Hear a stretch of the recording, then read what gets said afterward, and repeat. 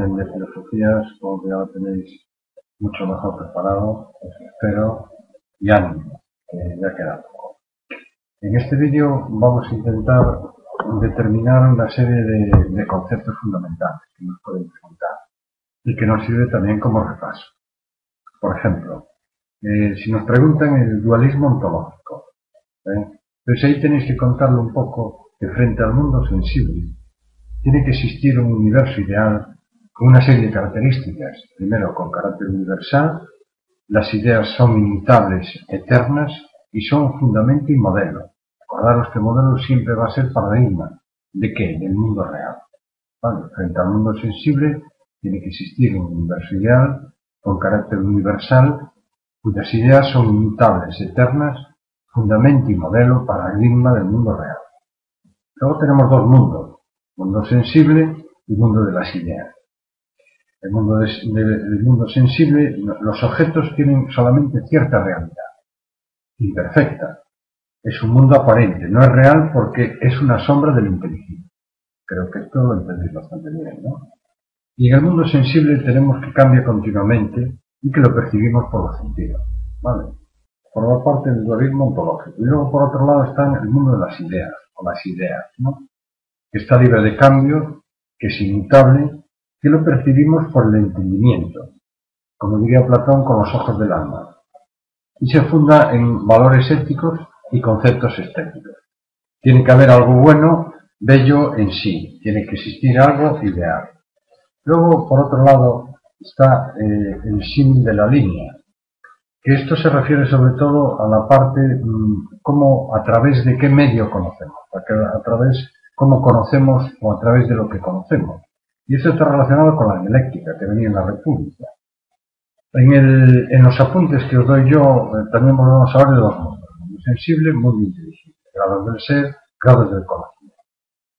Platón establecía siempre un paralelismo. Yo siempre en los apuntes os lo presento como una igualdad. Paralelismo, ontología, epistemología. El mundo sensible está lleno de imágenes, que son grados del ser, que pueden ser aprendidas con la icasia, con la imaginación. Y el mundo de las cosas, captadas a través de la pistis, creencia. Los grados de conocimiento a través de la doxa, la opinión. Diferencia entre doxa y episteme. No puede existir conocimiento científico del mundo sensible porque es particular y cambiante.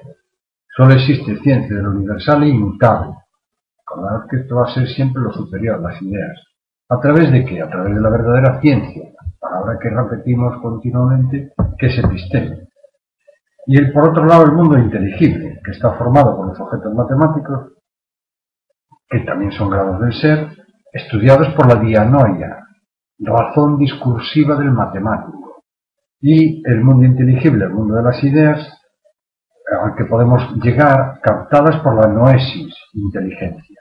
Y dice, cuando el filósofo alcanza el mundo de las ideas, llega a la idea suprema, lo que Platón consideraba el bien en sí. Eso es como el símil de la línea, que también se divide, más o menos es esto. Es decir, el símil de la línea nos lo divide en dos claras, ¿no? Con una línea partiendo de norte a sur y de este a oeste. Y nos divide el mundo inteligible, o el mundo inteligible en castellano, nos dice las ideas y los entes matemáticos. Las ideas a través de la noesis. Fijaros que yo os lo digo de otra forma, a través de la inteligencia. También puede ser la verdad intuida. Y la forma de llegar ahí es a través de la dialéctica.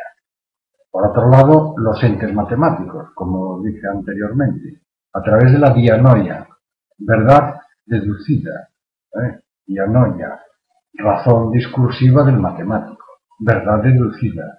¿Y a través de qué? A través de las matemáticas. Y esto nos conduce al episteme, verdadera ciencia. Otra vez lo mismo. Como veis, se va repitiendo continuamente una serie de conceptos fundamentales. Por otro lado, el mundo sensible, que son entes naturales y artificiales. ¿A través de qué? De los sentidos. A través de la física, y esto nos lleva a la pistis, que lo vimos también en los apuntes. Cosas captadas a través de la pistis, creencia, ¿no? Y después, por otro lado, imágenes, a través de la Icasia. Y todo esto como metodología, como forma de proceder a través de la doxa, opinión. Es importante también que repaséis, si nos ponen el símil en la línea, pues les tendréis que contar un poco todo esto que os acabo de contar. Y también que repaséis el contexto histórico. Lo vimos en el vídeo anterior, es fundamental que tengáis bien los conceptos, lo que es la Liga de Delos, la Liga de Atenas, etcétera, todo lo que vimos en el otro vídeo. Con eso yo creo que podemos realizar un buen examen. Seguramente nos ponga un comentario de texto y tenemos que relacionar. Leemos con mucha calma el texto, extraemos las ideas fundamentales, extraemos el vocabulario y a partir de ese análisis del vocabulario, de lo que nos ponga, doxa, episteme, empezamos a relacionar. Evidentemente tenemos que llevar un pensamiento lo más analítico posible, para ir desgranando conceptos que se vea que tenemos trabajados la mayoría de los casos. Yo espero que os salga muy bien el examen y que estemos todos muy contentos y muy felices. Un saludo y mucha suerte.